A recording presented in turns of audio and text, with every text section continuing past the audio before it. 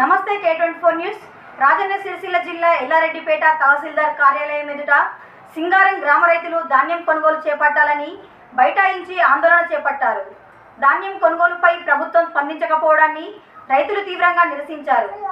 రైతుల ఆందోళనకు మద్దతుగా ఎల్లారెడ్డిపేట మాజీ జడ్పీటీసీ చీటి లక్ష్మణరావు, రెడ్డి సంఘం మండల అధ్యక్షుడు గుండాటి వెంకటరెడ్డి, బీజేపీ మండల అధ్యక్షుడు తిరుపతి రెడ్డి, బీజేపీ పట్టణ అధ్యక్షుడు నంది నరేష్, ఎంఆర్పీఎస్ జిల్లా అధ్యక్షుడు కానాపురం లక్ష్మణ్ సంఘీభావం ప్రకటించారు.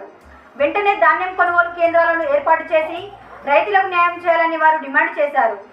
రైతులు తమ ధాన్యం కొనుగోలు కోసం అధికారుల నుంచి తక్షణమే చర్యలు తీసుకురావాలని కోరుతున్నారు. వారం రోజులు లేని గంట రోజులు వస్తే ఏం లాభం మేడం? 5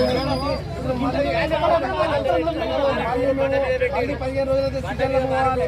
మీరే అంటారు ఇస్తున్నాం, అది ఇస్తున్నాం, మీరు లాగౌట్ చేసుకోవాలి. పంట వండి అలా లేకపోతే రోడ్లు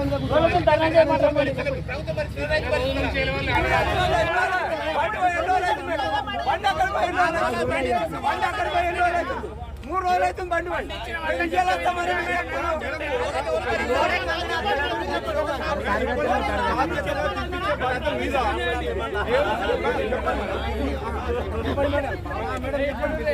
అందరు ఆగురా.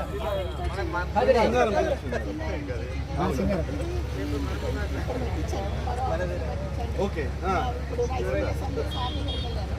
వాళ్ళు మాట్లాడుతున్నారు. ఇప్పుడు మన దగ్గర సన్నాలు తక్కువ, 8 వేల వస్తాయి. లాస్ట్ టైం మీరు గుర్తుంది కదా, ఒక 2 రైస్ తీసే తీసుకున్నాం. సతీష్, ధనలక్ష్మి చెప్పండి. ఇప్పుడు 2 3 అన్ని చోట్ల పంపిస్తారు. మాకు ఇబ్బంది అవుతుంది. కాలేజ్ నేను సార్తో మాట్లాడతాను. నాకు అక్కడికి వెళ్ళాను, సార్తో మాట్లాడుతున్నాను. అలాట్మెంట్